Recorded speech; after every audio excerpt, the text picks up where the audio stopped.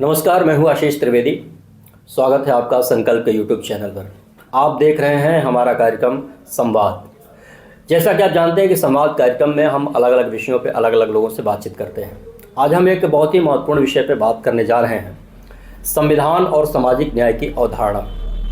संविधान लगभग 75 साल पहले जो लिखा गया और उसमें जो सामाजिक न्याय की अवधारणा की जो बात की गई, आज हम अमृत काल में कितना उसको अचीव कर पाए हैं, कितना प्राप्त कर पाए हैं, इन सारी विषयों पे बातचीत करेंगे। और आज हमारे विशेष मेहमान हैं विमल कुमार जी। आपका बहुत बहुत स्वागत है, अभिनंदन है। बहुत बहुत विमल जी, यहाँ पर कुंवर सिंह पीजी कॉलेज है, उसमें आप पॉलिटिकल साइंस के प्रोफेसर हैं और इसके साथ साथ एक्टिविस्ट हैं।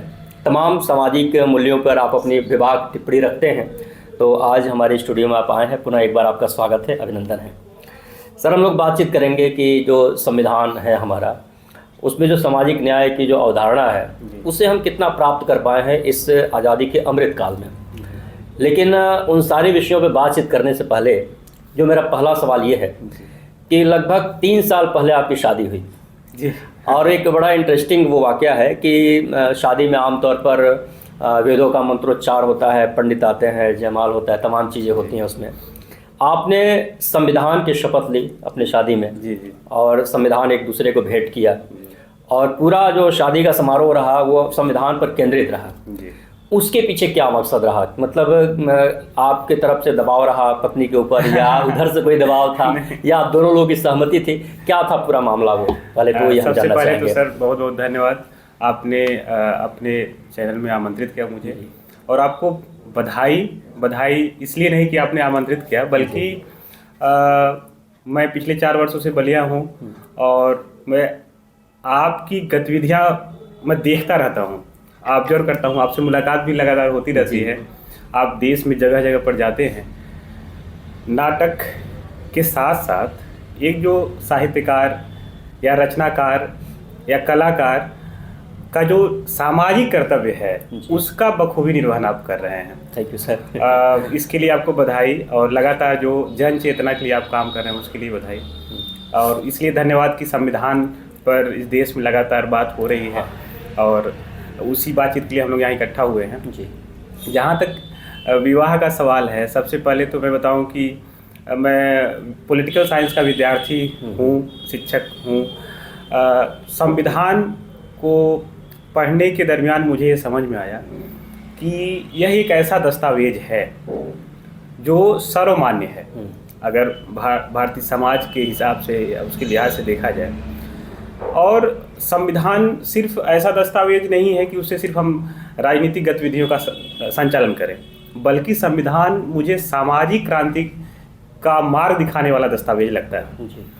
तो जब मैंने देखना शुरू किया कि मुझे विवाह की जो रस्म होती है, मुझे किसी से कोई आपत्ति नहीं है कि अलग अलग सबकी अपनी मान्यताएं हैं, लेकिन मुझे लगा कि मैं जो रस्में देखता हूं तो मुझे लगा कि इसमें कहीं ना कहीं तब्दीली की ज़रूरत है। जब मैं उसकी तह में जाना शुरू किया तो उसमें कई ऐसी प्रथाएं हैं जो संकल्प भी लिए जाते हैं। आप उसको पढ़ेंगे, जो मैंने पढ़ने की कोशिश की, समझा, तो उसमें ऐसी प्रथाएं हैं कि जो हाशिए का समाज है, जो महिलाएं हैं, आधुनिक मूल्य जो हैं उसके विरुद्ध हैं। अच्छा। तो मुझे लगा कि, और दूसरी चीज़ फिर मैंने देखा हिंदू मैरिज एक्ट है, सिविल मैरिज एक्ट है। तो हिंदू मैरिज एक्ट का मतलब यही है कि आप अपने जो गणमान्य लोग हैं, परिवारजन लोग हैं, उनके समक्ष आप वरमाला एक दूसरे को पहनाते हैं, आपका विवाह संपन्न होता है। तो मुझे लगा जब यह प्रेम का मसला है, विवाह का मसला है या निजी मसला है, तो उसमें और किसी को शामिल करने की क्या जरूरत है। और संविधान सबसे पवित्र दस्तावेज है, उसकी शपथ लेते हैं और इस जो विवाह है इसको पूरा करते हैं, और इसमें किसी प्रकार का दबाव नहीं। कुछ लोगों ने मुझसे सवाल पूछा कि क्या यह प्रेम विवाह था, तो पहला तो सवाल मेरा यही होता है, क्या विवाह में प्रेम नहीं होना चाहिए? तो विवाह प्रेम विवाह ही होना चाहिए, ऐसी मेरी मान्यता है। बिना प्रेम पर तो इस देश में सबसे ज्यादा लिखा गया, बोला गया और बातचीत होती है, और प्रेम की खिलाफत भी होती है। तो मुझे लगा कि संविधान और सहमति से, जो मैडम हमारी हैं प्रियंका जी, सहमति से सारी चीज़ें हुई और लोगों ने उस पर सहमति भी जताई, बहुत सारे लोगों ने आलोचना भी की, लेकिन सब कुछ स्वीकार है। अच्छा अनुभव रहा है। अच्छा अनुभव रहा, वो एक संविधान को लेकर के आपने शुरुआत की। लगा कि विद्यार्थी हो तो संविधान को जीना चाहिए। बिल्कुल बिल्कुल, और एक अलग तरीके से आपने जो है शुरू। चलिए आगे बढ़ते हैं, हम लोग बातचीत शुरू करते हैं। लेकिन उससे पहले बातचीत शुरू करें, हम संविधान की जो हमारी उद्देशिका है, जो प्रवेशिका है, उसको मैं पढ़ना चाहता हूँ और उससे हम लोग बातचीत शुरू करेंगे। उसके उद्देश्य में लिखा हुआ संविधान के कि हम भारत के लोग भारत को एक संपूर्ण प्रभुत्व संपन्न, समाजवादी, पंथ निरपेक्ष, लोकतंत्रात्मक गणराज्य बनाने के लिए तथा उसके समस्त नागरिकों को सामाजिक, आर्थिक, राजनैतिक न्याय, विचार, अभिव्यक्ति, विश्वास, धर्म और उपासना की स्वतंत्रता, प्रतिष्ठा और अवसर की समता प्राप्त कराने के लिए तथा उन सब में व्यक्ति के गरिमा और राष्ट्र की एकता और अखंडता सुनिश्चित करने वाली बंधुता बढ़ाने के लिए दृढ़ संकल्प होकर अपनी इस संविधान सभा में आज तारीख 26 नवंबर 1949 को एतद द्वारा इस संविधान को अंगीकृत, अधिनियमित और आत्मार्पित करते हैं। इसका जो अंतिम शब्द है आत्मार्पित करते हैं, वो एक बड़ा ही टेक्निकल शब्द है, क्योंकि आत्मार्पित का मतलब मुझे लगा कि आत्मसात करते हैं। वो चीज़ है बिल्कुल। तो हमारे उद्देशिका में तो बहुत सारी चीज़ें लिखी हुई हैं। बातचीत वहीं से कि हम आज़ादी का अमृत महोत्सव मना रहे हैं, आज़ादी के 75 साल बाद। और ये 75 साल बाद मतलब पहले लिखा गया था। क्या बदलाव आप देख रहे हैं? हम अपने उद्देशिका में कितना सफल हो पाए हैं संविधान के उद्देश्य में? पहली बात तो सर मैं जो देखता हूँ संविधान को, संविधान को समझने के लिए हमें संविधान निर्माण को समझना होगा। संविधान निर्माण को समझने के लिए हमें संवैधानिक विकास को समझना होगा, हमारा जो अतीत है उसको समझना होगा। संविधान का जो संवैधानिक विकास रहा है एकदम स्पष्ट है कि हमारे देश का एक लंबा सांस्कृतिक, सामाजिक, राजनीतिक इतिहास रहा है। अलग अलग शासक हुए हैं, अलग अलग शासन व्यवस्थाएं रही हैं, सब कुछ रहा है।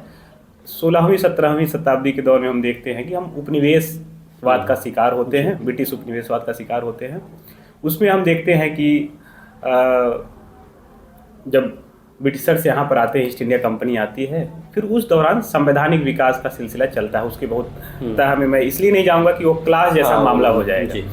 रेगुलेटिंग एक्ट से लेकर एक चरण ऐसा आता है कि जब 1857 क्रांति होती है, फिर कंपनी से का जो शासन वो समाप्त होता है, ताज का शासन होता है और 1947 तक वह दौर चलता है। इस दौरान हमारा एक लंबा संवैधानिक विकास का इतिहास है। जो संविधान निर्माण का इतिहास है वह भी बहुत रुचिकर है।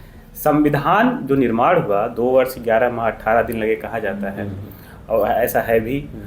आप देखेंगे 9 दिसंबर 1946 को संविधान सभा की जो पहली बैठक होती है, और यहाँ 26 नवंबर 1949 को जब यह संविधान अंगीकृत, अधिनियमित और आत्मार्पित किया जाता है।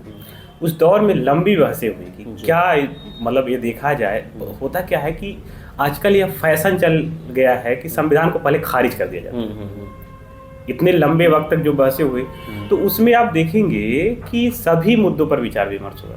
संविधान निर्माण में सभी विचारधाराएं हैं, और आधुनिक भारत को आप देखेंगे उसमें सभी विचारधाराओं का समावेश उसमें संविधान में आपको दिखाई देगा। और ये शब्द भी आप देखेंगे सभी विचारधाराओं का प्रतिनिधित्व करते हैं।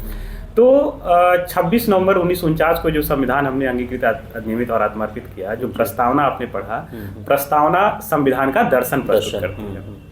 अब जो आपका सवाल है कि 75 वर्षों में, तो 2 चीज़ें जब मैं सोच पाता हूँ कि और देशों की स्थितियों को देखता हूँ और देश के संविधानों को देखता हूँ, तो 75 वर्ष किसी देश के लिए बहुत लंबा वर्ष नहीं होता है, लेकिन बहुत छोटा भी नहीं होता है। तो कुछ मामलों में हम सफल हैं, कुछ मामलों में सफल ये हैं कि जो संविधान हमने अपनाया वह लगातार एक सामाजिक क्रांति, आर्थिक क्रांति, राजनीतिक क्रांति के दस्तावेज के रूप में है। सभी प्रकार की क्रांतियां संविधान के माध्यम से घटित हुई हैं, बल्कि दिखेंगी नहीं वो सतह पर। एक चीज़ यह दिखती है। दूसरी चीज़, कुछ मामलों में हम विफल हुए हैं। वह नागरिकों की भी कमजोरी रही है, शासन व्यवस्थाओं की भी कमजोरी रही है। संविधान सभा की आप बहसों को देखेंगे, डॉक्टर अंबेडकर की स्टेटमेंट्स को देखेंगे, तो अगर कोई किसी भी देश का संविधान असफल होता है तो वह मूल रूप से जो शासक हैं या जो जनता है उनकी असफलता होती है। हाँ, अंबेडकर ने लिखा भी था कि हमने इतना बढ़िया संविधान बना तो दिया, लेकिन इसको लागू करने वाले लोग अगर सही नहीं होंगे, सब कुछ उनके ऊपर डिपेंड करता है। तो कई मामलों में हम सफल हैं। जैसे आप देखेंगे कि एक लोकतंत्र के रूप में हम लोग सफल हैं। हम दुनिया के सबसे बड़े लोकतंत्र हैं, बिल्कुल। लोकतंत्र के रूप में, और लोकतंत्र कंटिन्यू चल रहा है। आपातकाल का एक समय ऐसा आता है, लेकिन भारतीय लोकतंत्र वहाँ कमजोर नहीं हुआ। उसके बाद आप देखेंगे कि दुनिया भर में इतने बदलाव हुए, हमारे साथ जो संविधान अस्तित्व में आए थे उनमें बार बार बदलाव हुआ। हमारे साथ ही एक देश अस्तित्व में अलग देश के रूप में पाकिस्तान के रूप में आता है, बार बार संविधान बदले गए, बार बार शासन सत्ताओं का तख्ता पलट हुआ, लेकिन भारत में ऐसा नहीं हुआ। और दूसरी चीज़ आप देखेंगे कि वयस्क मताधिकार, वयस्क जो सार्वभौमिक मताधिकार है, मतलब एक प्रकार से जो राजनीतिक, एक तो सहभागिता और उसके बाद आप सक्रियता देखेंगे, मतलब पार्टिसिपेशन बढ़ा है। और आप ऐसे ही सामाजिक तौर पे भी देखेंगे, सामाजिक तौर पे देखेंगे जो समाज हाशिए पर रहा है उसका उत्थान हुआ है संविधान के माध्यम से ही, और पार्टिसिपेशन बढ़ा है। ये सारी चीज़ें 75 वर्षों में हुई हैं। लेकिन कई ऐसे सवाल हैं कि 75 वर्षों में कि एक ऐसे समाज भी हैं जहाँ जो जिसकी नुमाइंदगी नहीं है। महिलाओं की भागीदारी को लेकर जो सवाल उठता है वह है डेवलपमेंट का, जो है कि आज भी ऐसी स्थिति है कि 80 करोड़ लोगों को अनाज वितरित करना पड़ रहा है। वितरित किया जा रहा है वह तो आप सशक्त हैं, ठीक है, ये बात हम स्वीकार करेंगे कि हम वितरित कर रहे हैं, लेकिन जो ये रेवड़ी कल्चर जिसे कहा जा रहा है अलग अलग राजनीतिक दलों द्वारा, वह आज भी चल रहा है। इसका मतलब हम आज कमजोर हैं ना, हम दिखा रहे हैं कि गरीबी रेखा के नीचे इतने लोग हैं ना, तो यह सवाल है। तो बहुत सारे मामलों में हम लोग ठीक स्थिति में हैं, बहुत मामलों में फेल हुए हैं। एजुकेशन, स्पेशली एजुकेशन को लेकर आप देखेंगे हमारी कोई एक रूपता की नीति नहीं है, और बेरोजगारी के आंकड़ों को देखेंगे, हिंसा आप देखेंगे, उन सारे सवालों पे हम लोग कहीं ना कहीं कमजोर हैं। हाँ, कमजोर हैं जी। एक सवाल बड़ा बार बार उठता है, आरक्षण का सवाल आता है कि जो सामाजिक न्याय की हम बात कर रहे हैं, जो आरक्षण की व्यवस्था की गई संविधान में, और एक लंबा समय भी बीता, तो हम उस वर्ग को जिसको हमने आरक्षण दिया, आरक्षण के माध्यम से हम कितना उनको ऊपर उठा पाए हैं आज के दौर में, अगर हम बात करें तो? पहली बात है कि जब हम लोग सामाजिक न्याय की बात करते हैं, आरक्षण की बात करते हैं, बहुत विवादित मसला भी है, और उसको हम लोग बहुत सतही तौर पर ले लेते हैं। जब भी हम सामाजिक न्याय की बात करते हैं, आरक्षण की बात करते हैं, या संविधान पर ही बात करते हैं, मैं देखता हूँ कि तुरंत फतवा जारी हो जाता है ना, या गलत साबित करने की एक का हुजूम सामने आ जाता है। मुझे लगता है कि पहली बात यह है कि इस देश में किसी भी सवाल पर ठहर कर सोचने की जरूरत है और तटस्थ होकर सोचने की जरूरत है। निश्चित रूप से हमारी जाति, सामाजिक सभी प्रकार की पहचानें और चेतना भी होती हैं, लेकिन जब देश का प्रश्न आता है कि इस चेतना को आपको पीछे करना पड़ता है और तटस्थ होकर सोचने की जरूरत होती है। जब हम सामाजिक न्याय की बात करते हैं, सामाजिक न्याय का जो सवाल है, जब न्याय शब्द आता है, न्याय प्राचीन काल से रहा है, हमारा अरस्तु से लेकर प्लेटो और अरस्तु सबकी बात करते हैं, न्याय का सवाल आज भी है। न्याय का सवाल, और जो सामाजिक न्याय का सवाल आता है, सामाजिक न्याय का सवाल सीधे से तौर पे जो जुड़ा हुआ दिखाई देता है वह समानता से जुड़ा हुआ दिखाई देता है, समानता। और सामाजिक न्याय का सवाल वहाँ आता है कि समाज में जो समाज हाशिए पर रह गया है, जो पीछे रह गया है, अन्याय का शिकार रहा है, उसको समाज की मुख्यधारा में शामिल किया जाए। और जब मैं कह रहा हूँ कि सामाजिक वर्ग, तो सामाजिक वर्ग भारत में जनरली हम लोग सिर्फ जाति और धर्म तक ही सोच पाते हैं, जाति तक सोच पाते हैं। ऐसे मुझे लगता है सोचने की जरूरत नहीं है।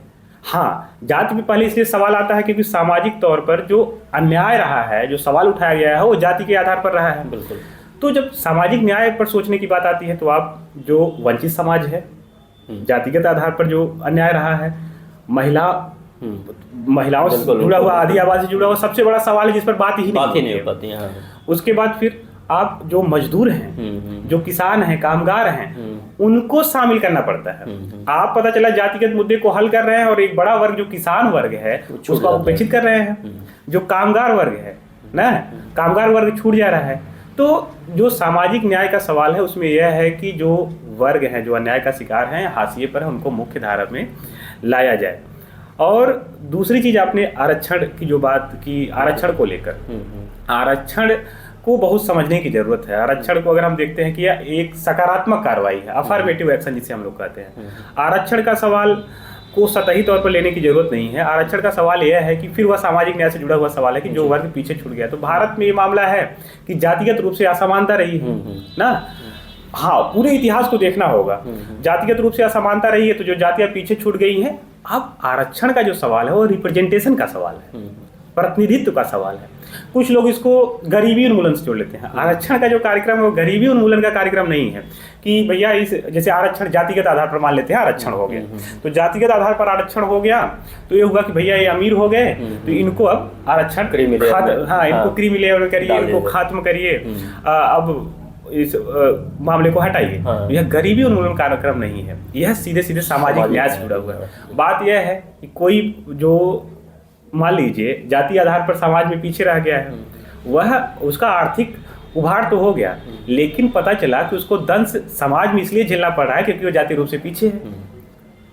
इसलिए आरक्षण का सवाल अब देखेंगे। फिर यही चीज फिर महिलाओं और अब देखेंगे कि अच्छा आरक्षण का सवाल सिर्फ राजनीति से नहीं सुलझाया जा सकता है। राजनीति की सबसे बड़ी समस्या यह है कि राजनीति में सबके अपने अपने हित हैं।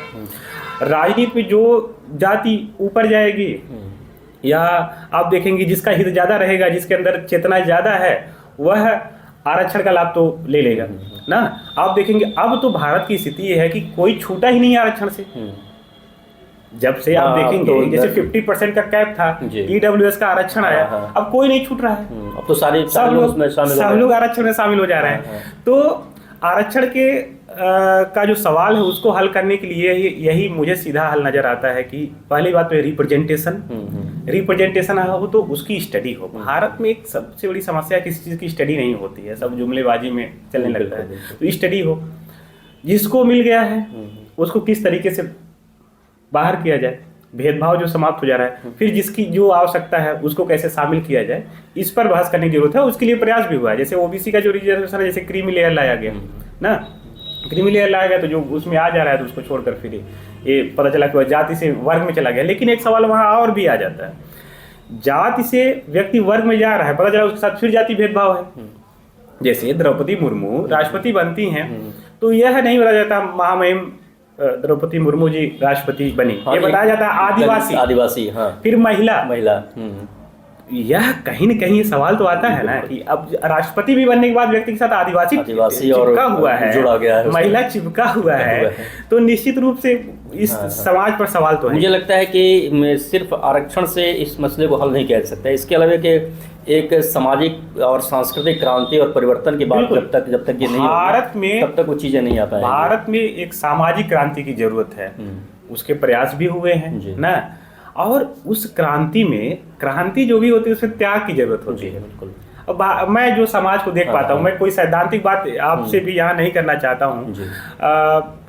क्रांति के लिए जैसे दहेज का विरोध होता है, दहेज उन्मूलन के कानून ला दिए गए हैं, लेकिन यह उन्मूलन तभी होगा जब आप व्यक्तिगत और कोई भी सामाजिक परिवर्तन तब होता है जब व्यक्तिगत परिवर्तन होता है, क्योंकि सबसे जो इकाई है वो व्यक्ति है ना। व्यक्तिगत परिवर्तन होगा तो सामाजिक परिवर्तन होगा। हर मसले पर भाषण चल रहा है, उपदेश चल रहा है। भारत तो उपदेश देने वाला सबसे बड़े देशों में है। यहाँ उपदेशक टहल रहे हैं, प्रवचन देने वाले टहल रहे हैं, चैनल पे कार्यक्रम चल रहा है, लेकिन बदलाव नहीं हो रहा है जमीन पर। जमीन पे बदलाव न होने की एक सबसे बड़ी वजह मुझे जो दिखाई देती है कि व्यक्तिगत उसको अपने जीवन में उतार नहीं जाता। मैं शिक्षक हूँ, मैं अपनी क्लास ना पढ़ाऊँ और सबका कुछ काम करूँ, तो निश्चित रूप से यह सवाल है ना। बिल्कुल। तो ऐसे ही सारी चीजें जो हमारे कर्तव्य हैं। और न्याय का मसला जब वो देखते हैं, प्लेटो का न्याय हम पढ़ते हैं तो प्लेटो के न्याय में भी यही है कि जो आपका सद्गुण है, जो आपके अंदर सर्वोच्च गुण है, उसी के अनुसार आप आचरण करते हैं, वही न्याय है। बिल्कुल। व्यक्ति अपने सर्वोच्च गुणों के अनुसार, तो मेरा जो गुण है उसी के अनुसार मैं आचरण करूं तो वही न्याय है।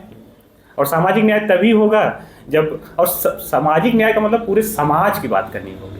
सामाजिक न्याय सिर्फ जाति किसी फिक्स वहाँ तक नहीं होगा।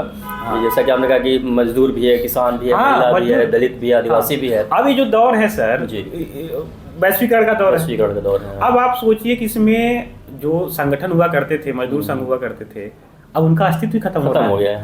तमाम प्रकार के संगठन खत्म हो रहे हैं। शिक्षा की जो व्यवस्थाएं हैं, मैं शिक्षक संघ में हूँ तो मुझे लगता है कि शिक्षक संघों को भी कमजोर किया जा रहा है। तमाम प्रकार के जो संगठन है, रेलवे के जो संगठन है उनको कमजोर किया जा रहा है। तो यह जो केंद्रीकरण हो रहा है, राजनीतिक केंद्रीकरण हो रहा है, उसके अलावा आर्थिक केंद्रीकरण हो रहा है, उसमें जो ये फिर एक समाज हाशिए पर जा रहा है। जो मजदूर हाशिए पर जा रहा है, जो किसान हाशिए पर जा रहा है, उसका संगठन कमजोर हो रहा है। तो उसको भी तो उसको लेकर भी तो सामाजिक न्याय की बात करनी है। और उसके अलावा सबसे ज़्यादा जो आधी आबादी महिलाएं तो कहीं हैं ही नहीं।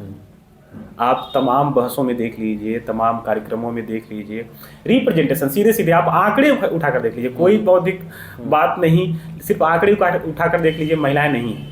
आपकी आधी आबादी है ही नहीं कहीं, तो आप किसी समाज को कैसे बदल सकते हैं? और आपका संविधान प्रस्तावना के साथ मौलिक अधिकार, जाति, धर्म, लिंग, जन्मस्थान, मूल वंश के आधार पर अनुच्छेद 15 जो है विभेद का निषेध करता है। बिल्कुल।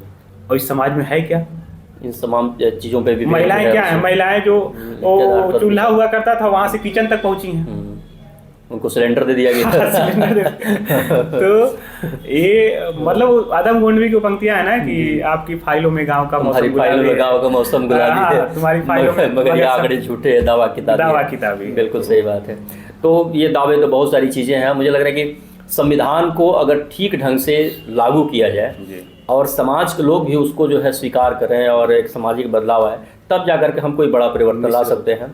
अदरवाइज ये चीज़ें ऐसे ही चलती रहेंगी। पहली बात तो ये है कि बहुत खुले दिल से, जैसे जो संविधान जो आता है, संविधान को पढ़ने की जरूरत है ना, उसको समझने की जरूरत है। जो आप जैसे जो प्रस्तावना है, प्रस्तावना सीधे हम भारत के लोग कह रही है, संविधान हम भारत के लोगों ने अपनाया है। बिल्कुल।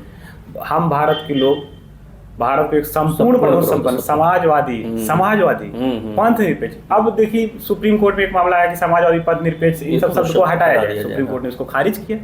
ये भारतीय समाज का मूल्य है। लोकतंत्रात्मक गणराज्य बनाने के लिए, लोकतंत्र का मतलब है, लोकतंत्र सिर्फ यही नहीं कि राजनीतिक लोकतंत्र है। डॉक्टर अम्बेडकर कहते हैं कि यह सामाजिक, आर्थिक, राजनीतिक सभी प्रकार का लोकतंत्र होना चाहिए। उसके बाद लोकतंत्रात्मक गणराज्य, उसके समस्त नागरिकों में सामाजिक आर्थिक राजनीतिक न्याय, मतलब सामाजिक न्याय भी हो, आर्थिक न्याय भी हो और राजनीतिक न्याय भी हो। तभी आप देखेंगे जो हमने अर्थव्यवस्था का भी मॉडल अपनाया, वह सिर्फ पश्चिम का नहीं, हमने मिश्रित अर्थव्यवस्था अपनाया। वह गांधीवादी समाजवाद से मिला जुला स्वरूप था। तो सामाजिक जो न्याय है, सामाजिक न्याय भारत में वर्ग हैं, वर्ण है, जातियां हैं, उस हिसाब से सामाजिक न्याय। आर्थिक न्याय यहाँ पर कैसे, यहाँ का जो आर्थिक न्याय मिश्रित अर्थव्यवस्था है कि निजी और सार्वजनिक क्षेत्र साथ साथ मिलकर काम करेंगे। न राजनीतिक न्याय, राजनीतिक मतलब सबकी सहभागिता राजनीति में हो। धीरे धीरे हम लोग विकेंद्रीकरण करते चले गए, सत्ता का विकेंद्रीकरण, पंचायती राज आया, शहरी स्थानीय स्वशासन आया, कि मतलब सबकी सहभागिता हो। वयस्क मताधिकार आया, विचार, व्यक्ति, विश्वास, धर्म, उपासना, स्वतंत्रता, उस पर तो पहरे हैं। आज की स्थिति है कि विचार, व्यक्ति पर ही पहरे हैं। बिल्कुल, आप स्वतंत्र रूप से अपने विचार व्यक्त नहीं कर पाते। विश्वास, धर्म, उपासना। अब अगर इस दौर में कबीर होते तो कबीर की क्या हालत होती जब वह कह रहे थे कि माला फेरत जुग बीता गया न मन का फेर, या काकर पाथर जोड़ के मस्जिद ले ही बनाए ना। तो ये सब जो सवाल है, जो हमारा पंथ निरपेक्षता का कॉन्सेप्ट है, यही है कि मतलब भारत विविधताओं का देश है, इतनी संस्कृतियां हैं, इतने पंथ हैं, इतनी मान्यताएं हैं कि आपको सहमति का विवेक भी होना चाहिए और सहमति की एक प्रकार स्वीकारता और सहमति का विवेक भी होना चाहिए ना।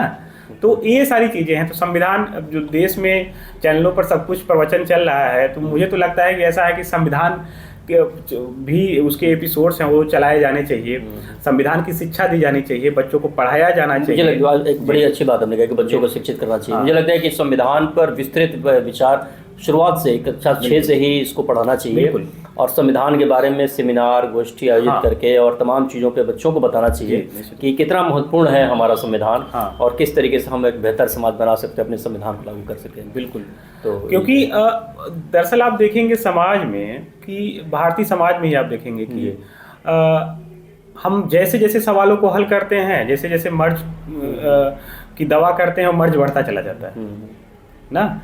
तो कहीं न कहीं हमारी जो डायग्नोसिस है उसकी भी तो समस्या है। तो हमें संविधान एक ऐसा दस्तावेज दिखाई देता है, मुझे ऐसा लगता है कि जहाँ से भारत में सामाजिक बदलाव की सबसे बड़ी इबारत लिखी जा सकती है। और संविधान ही ऐसा दस्तावेज है जो सबकी बात कर रहा है। सबकी अपनी अपनी मान्यताएं हो सकती हैं, भारत विविधता में एकता का देश है। मैं एक रूपता की बात नहीं कर रहा हूँ, एक जैसा बनने की बात नहीं कर रहा हूँ, इसी विविधता में एकता लाना है और संविधान उसका मुझे सबसे अच्छा माध्यम दिखता है जी। तो संविधान को पढ़ाया जाना चाहिए, संविधान को समझना चाहिए और बहुत छोटे मन से नहीं, हाँ, उसका मतलब बड़े मन से इसका बहुत जो है बड़े होना मन चाहिए, से हाँ। स्वागत करना और मुझे चाहिए। लगता है कि संविधान का जो उद्देश्य है और संविधान की जो मूल चीजें हैं वो बड़े मन से लिखी भी गई हैं। इस पूरे हाँ। भारतीय समाज की जो परिकल्पना है आप हमारी। संविधान सभा में देखिए, डॉक्टर राजेंद्र प्रसाद हैं, पंडित जवाहरलाल नेहरू हैं, डॉक्टर अंबेडकर हैं, सरदार वल्लभ भाई पटेल हैं, मौलाना अबुल कलाम आज़ाद हैं।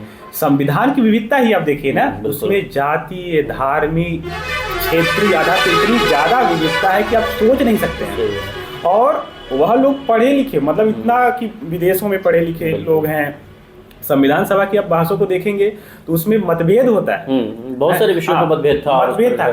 फिर उस पे कैसे लोग एक मत होते हैं, क्या क्या किया जाता है, उसको समझने की जरूरत है। जैसे एक बात ये है कि कभी कभी जैसे मैं लोगों से कहता हूँ कि जब भीमसेन जोशी हमको नहीं समझ में आ रहे हैं तो ये भीमसेन जोशी का दोष नहीं है, ये हमारा व्यक्तिगत दोष है। तो संविधान अगर हमें समझ में नहीं आ रहा है, संविधान को लगाया जाता है कि वकीलों का स्वर्ग है, ये कहा जाता है कि वकील ही इसको समझ पाते हैं। सही बात है, उसको और सरलीकृत करके समाज के बीच में लाया जाए। बड़ी बात है कि इसको बिल्कुल सरल तरीके से, सरल ढंग से लोगों के बीच में जाना चाहिए। लेकिन दिक्कत ये है कि सबके अपने अपने एजेंडे हैं। तो उस एजेंडे में एजेंडा यहाँ तक वैचारिकी का काम करने लगा है कि संविधान को ही रौदने के लिए तरीके निकाल लिए गए हैं। अभी देश के एक मैं बड़े संस्थान में गया था तो वहां पर संविधान में परिवर्तन की बात हो रही है, सिर्फ अपने आकाओं को खुश करने के लिए। संविधान तो आपका लचीला है, कठोर है, उसमें दोनों का समन्वय है। और जैसे जैसे समाज बदला है संशोधन उसमें हुए हैं।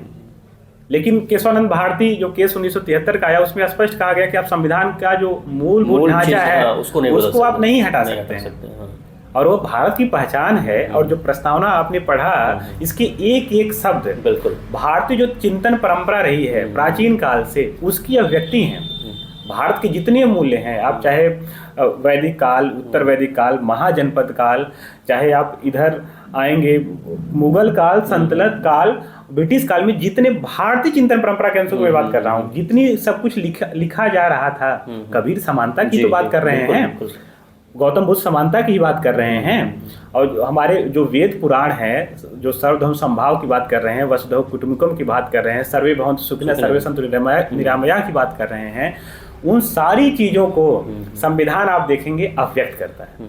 जितने भी ग्रंथ लिखे गए हैं, जो मैं देख पाता हूँ, जितने ग्रंथ लिखे गए हैं, वो सारी चीजें संविधान में अव्यक्त होती हैं। तो संविधान को बड़े मन से स्वीकार करने की, समझने की, पढ़ने की और संविधान के प्रति जन जागरण की भी जरूरत है। तो ये सारी चीजें जरूरी चीज है कि संविधान के प्रति जन जागरण जरूरी है। क्योंकि आमतौर पर हम लोगों से बातचीत करते हैं तो बस केवल ये ऊपरी तौर पे जानता है कि मतलब आरक्षण है, आरक्षण नहीं है, इसका विरोध होना चाहिए, इसका समर्थन होना चाहिए। उसका कारण ये है कि उसका कारण जो मुझे दिखे, जैसे आरक्षण के मसले पर या फिर धर्मनिरपेक्षता की बात आ जाती है, धर्मनिरपेक्षता की बात होना चाहिए नहीं होना चाहिए, उतने ही तक मतलब बात हो पाती है। लेकिन उसके अंदर नहीं जा पाता है आदमी। और उसका सबसे बड़ा कारण कि जन जागरण करना होना, जन जागरण करना होगा।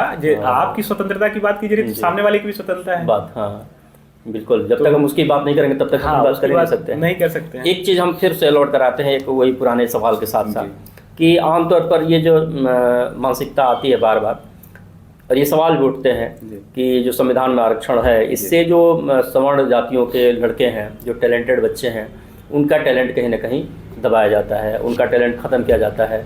और जो कम टैलेंटेड लोग हैं जो आरक्षण पा करके और बड़े ओहदे पर चले जाते हैं, तो ये जो असमानता की स्थिति आ जाती है। बार बार ये सवाल आता है उसमें। देखिए, असमानता की स्थिति यहाँ से नहीं आती है। जैसे जो सामाजिक न्याय का जो सवाल है वो मैंने कहा कि समानता से जुड़ा हुआ है। और वो प्राचीन काल से, जब बुद्ध बात कर रहे हैं समानता की बात की, सब लोग हमें मानव के तौर पर देखना है। लेकिन हमें इसको समझने के लिए भारतीय समाज को समझना है। भारतीय समाज में इस बात को स्पष्ट रूप से समझना होगा कि भारत में असमानता रही है और वह जाति आधार पर असमानता रही है। एक डिबेट ये भी चलता है कि आरक्षण आर्थिक या जाति आधार पर होना चाहिए। सीधी सी बात, आरक्षण रिप्रेजेंटेशन है। मुझे जो समझ है आरक्षण रिप्रेजेंटेशन है। और रिप्रेजेंटेशन किस आधार पर नहीं हुआ है? जाति आधार पर नहीं हुआ। जाति आधार पर नहीं हुआ तो निश्चित रूप से जाति आधार पर आरक्षण होना चाहिए। और आरक्षण इसलिए लाया गया कि रिप्रेजेंटेशन उतनी मात्रा में हो जाए। तो आप देखिए, पहले तो रिप्रेजेंटेशन हुआ है कि नहीं हुआ है। अब बात यह आती है कि जैसे ये जो आपने सवाल उठाया कि जो समर बच्चे हैं उनके साथ यह भेदभाव होता है, ये बहुत सतही बात हो जाती है। सतही बात इसलिए हो जाती है, कारण यह है कि जो भेदभाव का शिकार रहा है, जाति आधार पर शिकार रहा है, अगर यह समाज जो समानता की बात कर रहा है, जो संविधान में अनुच्छेद 16 में आप देखेंगे विशेष उपबंध किए गए हैं, समानता के साथ साथ जो पीछे रह गया है उसके लिए विशेष प्रयास किए जाए। यह विशेष प्रयास कैसे किया जा सकता है? आरक्षण देकर ही किया जा सकता है। तो उसके लिए प्रयास किया गया और रिप्रेजेंटेशन हुआ नहीं है जिस समाज में। जैसे आप देखेंगे कि जाति आधार पर देख लीजिए, जाति आधार पर जैसे जैसे आप नीचे जाएंगे देखेंगे इतना अभाव है, गरीबी है।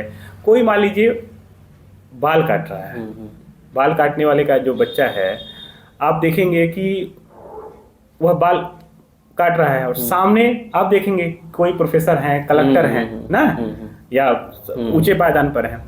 तो दोनों में कितना अंतर है। अगर इस बच्चे को जगह नहीं दी जाएगी, थोड़ा अपलिफ्ट नहीं किया जाएगा, तो ये कहाँ पर बराबरी में कहाँ पर आ पाएगा।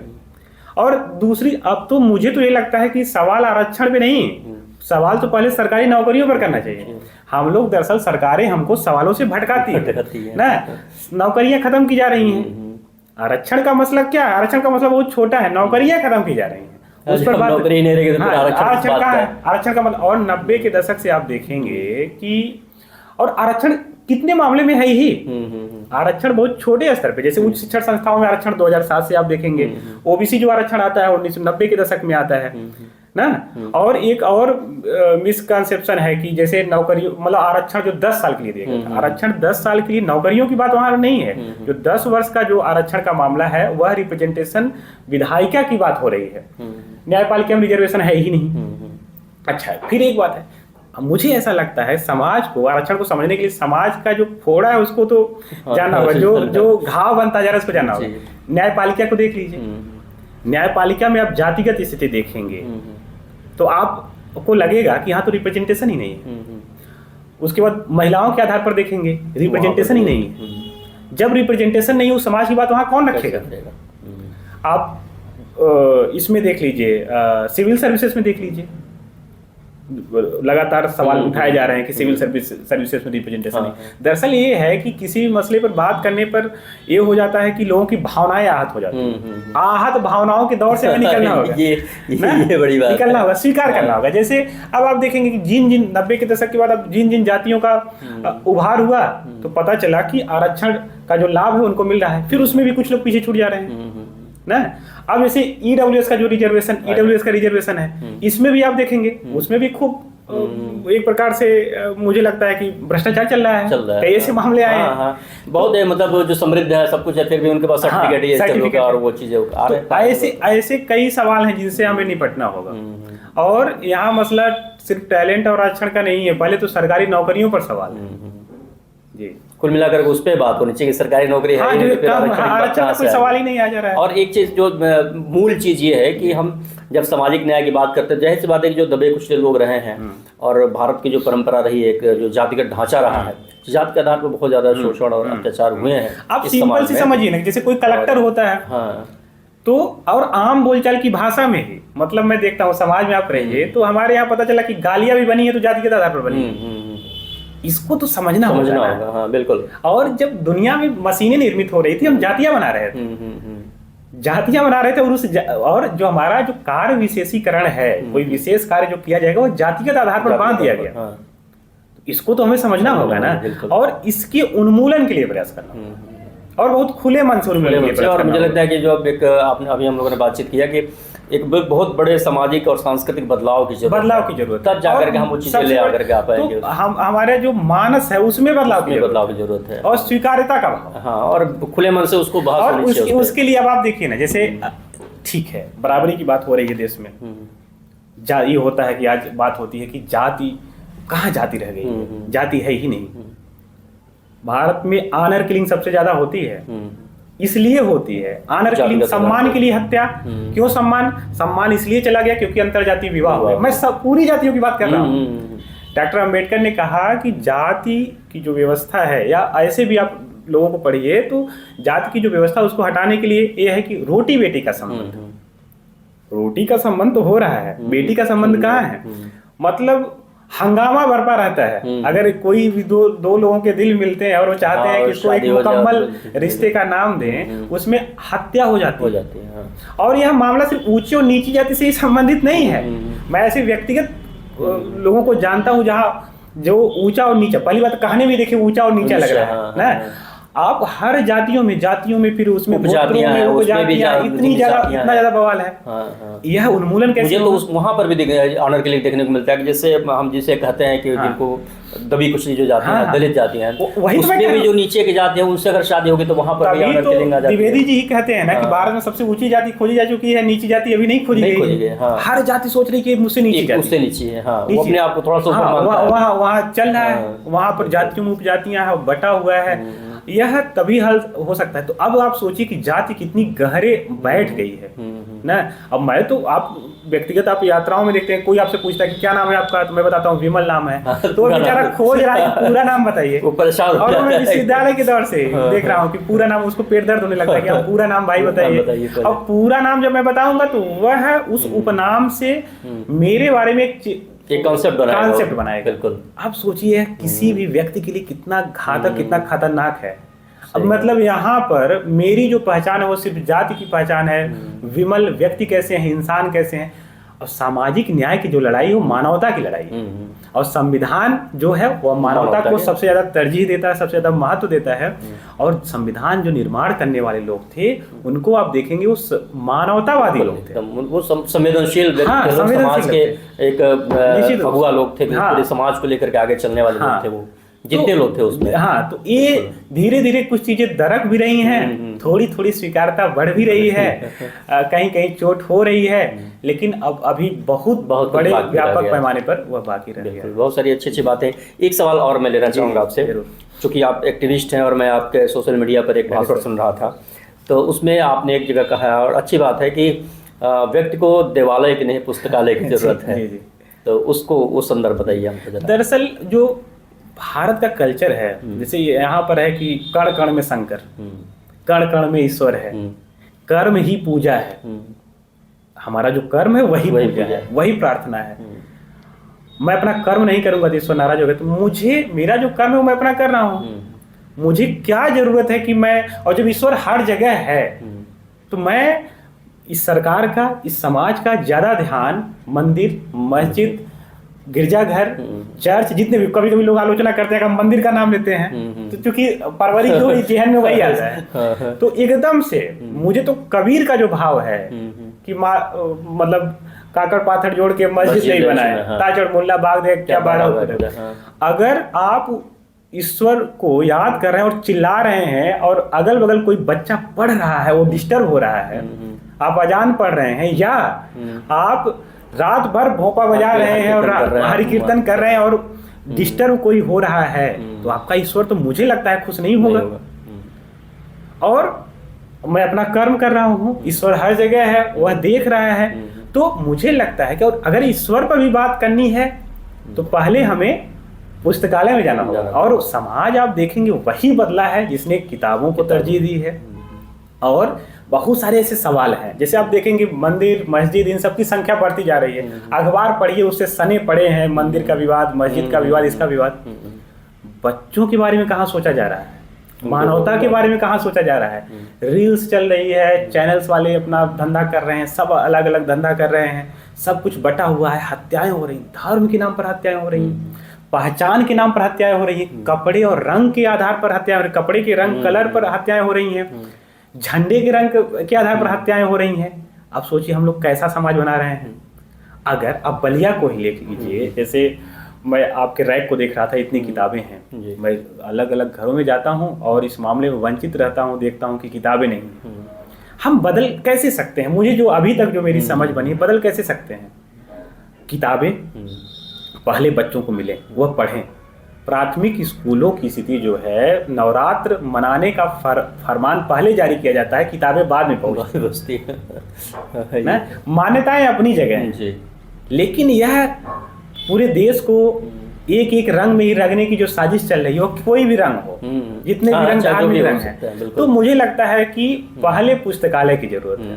हम पढ़ेंगे, उस पर डिबेट करेंगे, पढ़ेंगे, हमारा वैचारिक स्तर बढ़ेगा, हम डिबेट करेंगे, हम चाहे जिधर जाए, निश्चित रूप से, जिधर जाए उधर जाए, कहीं भी हम जा सकते हैं। और दूसरी बात है कि आप तो हम उनको खारिज भी करेंगे। जैसे वो धूमिल की जो कविता नहीं है कि एक आदमी रोटी बेलता है, एक आदमी रोटी खाता है, एक तीसरा भी आदमी है जो रोटी बेलता है न खाता है, वो बस रोटी से खेलता है। हर बार मैं देखता हूँ तीसरे आदमी की जो भूमिका है वो बहुत संदिग्ध है, और उसमें मैं राजनीति की भूमिका बहुत खतरनाक देखता हूँ। आप मंदिर पर बात करेंगे, स्कूल पर बात नहीं करेंगे। आप सीधे सीधे देख लीजिए, बजट घटा दिया गया, बजट कम कर दिया गया।